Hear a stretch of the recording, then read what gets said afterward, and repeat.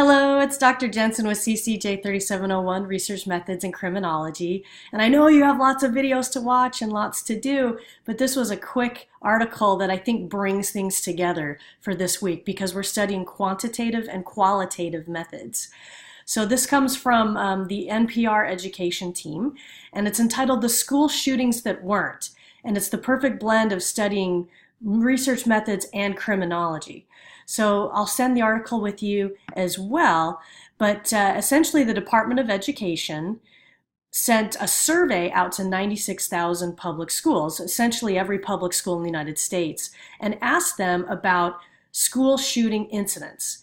The way they worded the question had to do with, was a gun fired, was a shooting taking place in school hours or at school events, before school or after school, where the school was in charge of the supervision of the kids.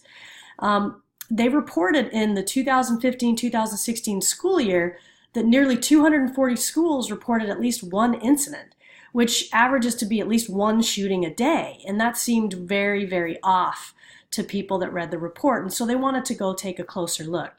As you read through the article, you discover that a survey can create problems. So occasionally you need another research method, like an interview, to try to confirm what the survey is saying.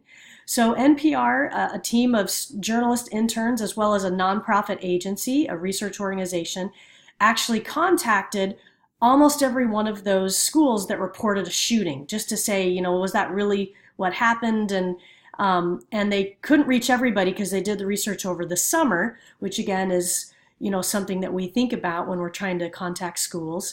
But they were successfully able to contact 161 of those 240 or 239 schools. And when they followed up, they said, oh, we must have misreported that.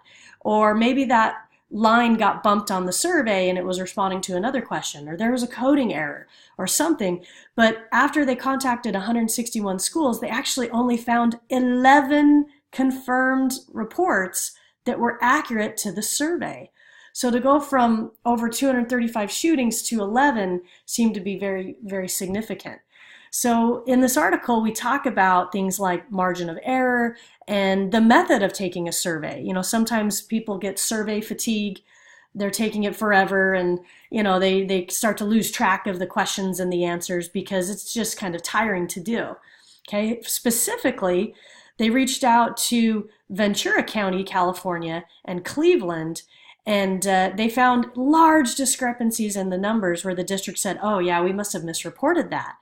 So only 11 were confirmed independently by the research team. 4 incidents were miscategorized because they involved knives and scissors rather than guns. And then there's kind of a group of incidents that couldn't be confirmed or disconfirmed. So it just goes to show, when we look at observing behavior, like what's going on inside a school, we have to think about multiple ways to get after that, because surveys have weaknesses, interviews have weaknesses, participant observation has weaknesses. All of these methods have their drawbacks, but when we use multiple ones together, we start to deal with those weaknesses in a better way, and we can get a little bit more accurate telling of what's actually going on. So that's something I want you to think about this week as you study different ways to collect data. Which ways tend to be some of the better ways to do it. The other thing you have to think about is time and money. It takes a long time to do all these phone calls of all these schools, and you got to pay people to do that.